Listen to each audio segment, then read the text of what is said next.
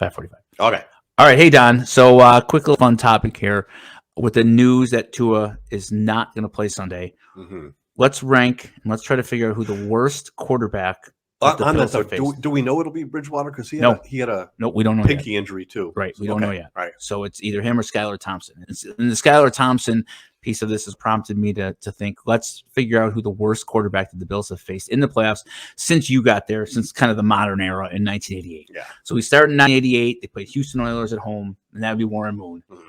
Then they go to Cincinnati for the AFC Championship game. Boomer Esiason, both of those are out. Yep. 89, the famous Ronnie Harmon game, the game that our podcast is based off of. Bernie Kosar. Who didn't he just say something that got him in hot water the other day? I saw. I didn't see that. Bernie Kosar. I didn't see it.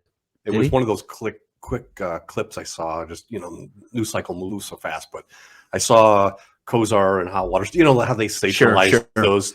Anyway, he's not the worst. He was very good. Right.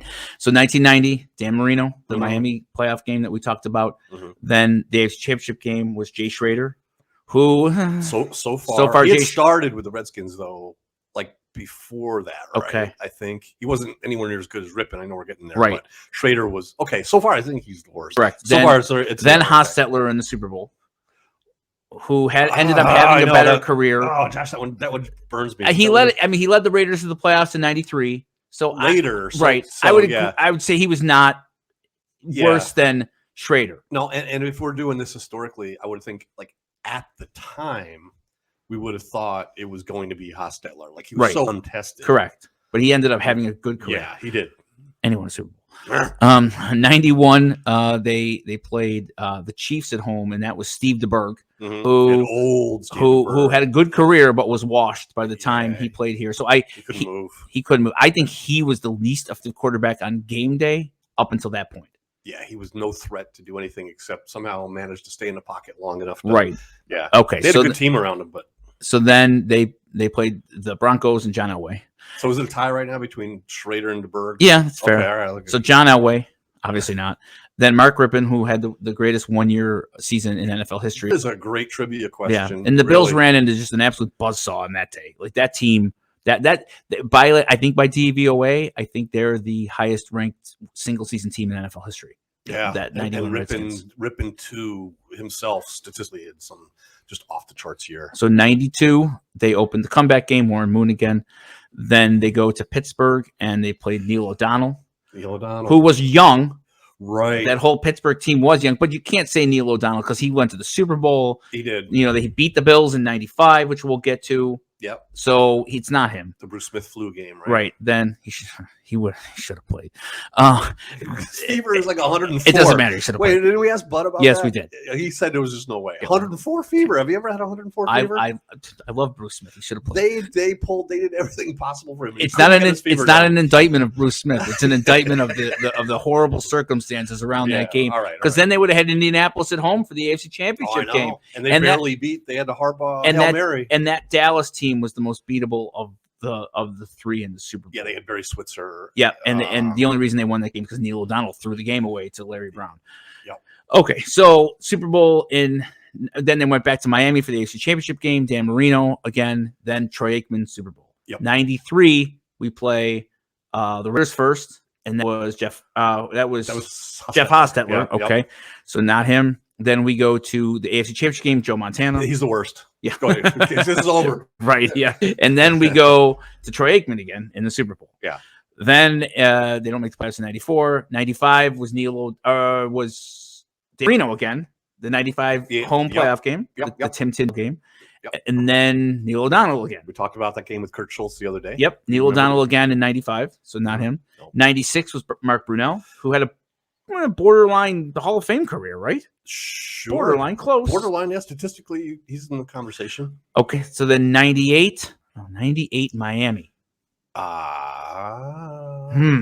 that Jay Fiedler? Was it Fiedler? Yeah, it might have been. It wasn't Marino.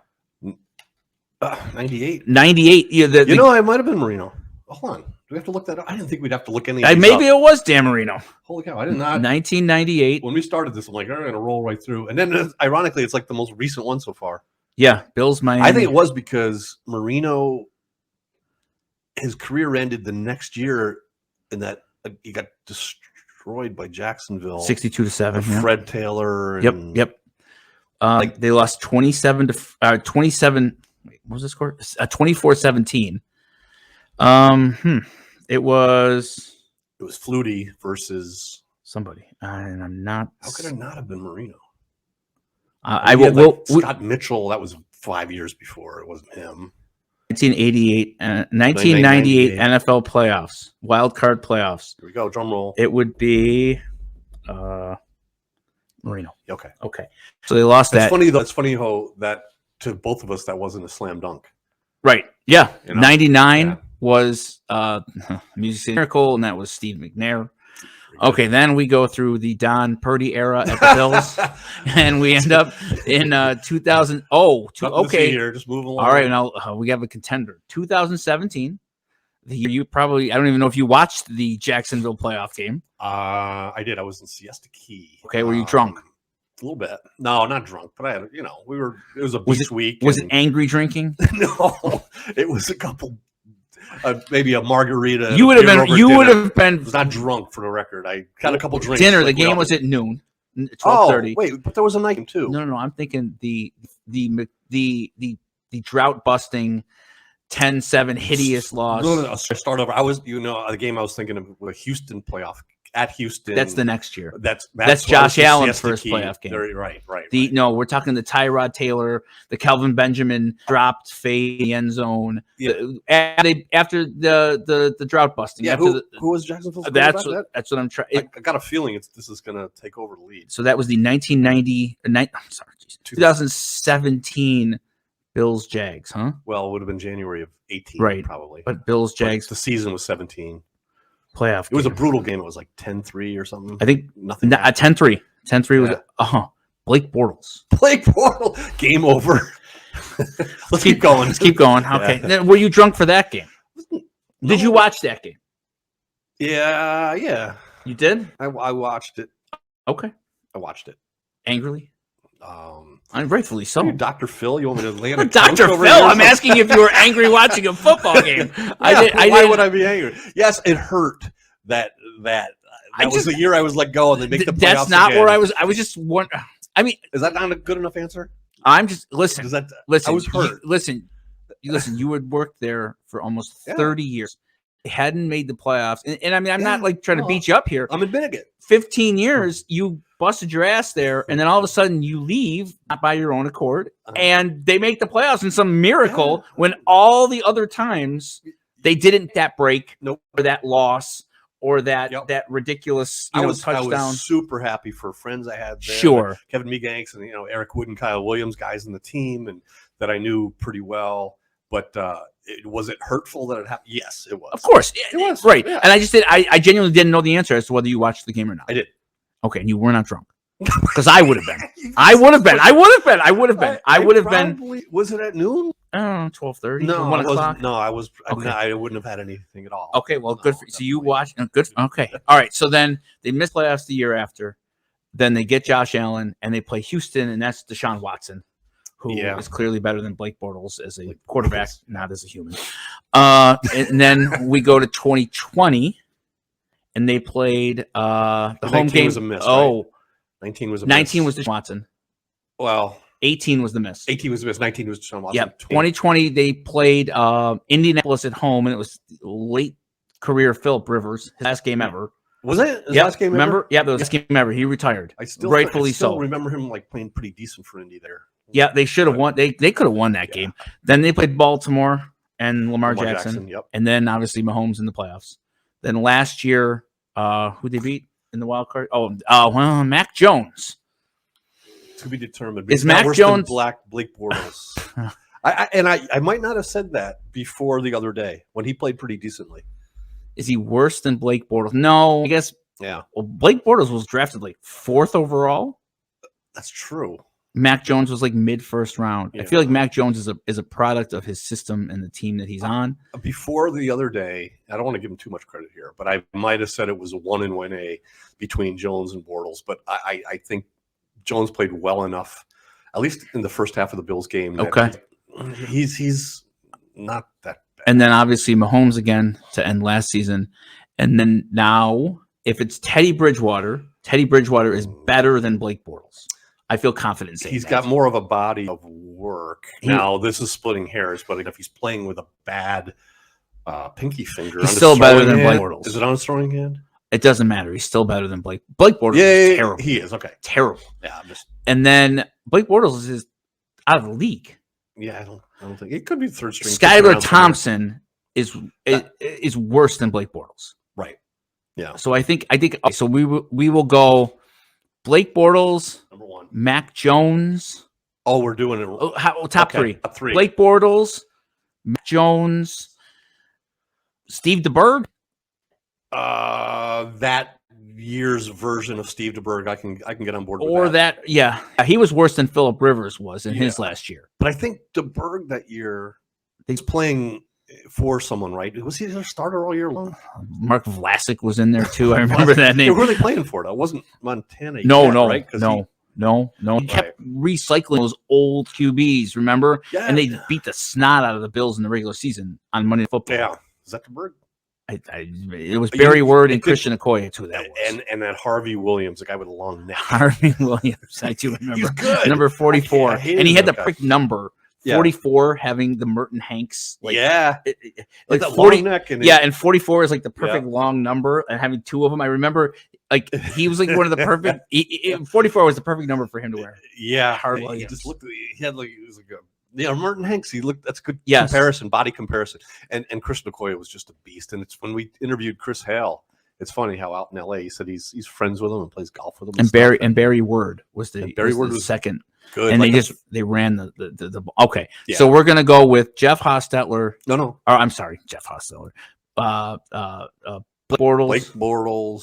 DeBerg was third. And Mac Jones. Okay. Blake. Okay. Well, and we'll revisit this after Sunday, and we'll see whether that holds up. If Bridgewater if he's just like a tire fire or whatever, like will he end up being the worst? No. Does the result count? No, I think Blake Bortles was like a true bust. Yeah. Like a true. Oh yeah, I don't think Bridgewater would be take over number 1, but he might crack the top 3. He could here. If I was a betting man, I would say he ends up with a better career than Mac Jones. Okay. I guess we'll see. Any other power rankings from Bills playoff history? Or okay, let's do this. How many games have you attended? Bills playoff games. Attended in some capacity. Which ones haven't you been at? Every one up until before 2017. On the road? No, not on the road. I was at all the Super Bowls. You were at the Miami AFC Championship game, 92? Mm-hmm. Oh, you were watching Brad Lamb's dog. Right. He was there. You could tell the importance of Don in the We were good friends. I didn't want to become friends with too many players because and watching Brad, he was clearly batting for that 53rd spot on the roster. And you thought, anything I can do for the team. So you were dog sitting. We were good friends. It just kind of materialized. Our wives were friends, and so I did that. What did he do with the dog the week before in Pittsburgh? Good question. I think Angela was home and might have had some friends. Oh. But then she went like a bunch of Bills wives went to the Miami game. Because it was Miami or because it was the AFC Championship? Probably both. Or both. Yeah. She Pittsburgh. went. So the dog ranked above Pittsburgh, but not above Miami. And Brad might be listening to this, so maybe Brad, you could clear it up for us on Twitter whether we're going to have him on. We're going. Obviously, these are our playoff related episodes here.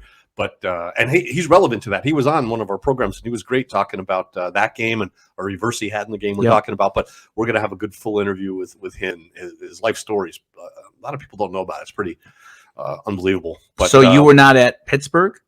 No, that was very early in my career. I was actually at a wedding, my best friend's wedding. During the wedding party, and during the game, and we had to keep running in the kitchen to check this little TV score during the reception. I believe it. And was your friend was not a Bills fan?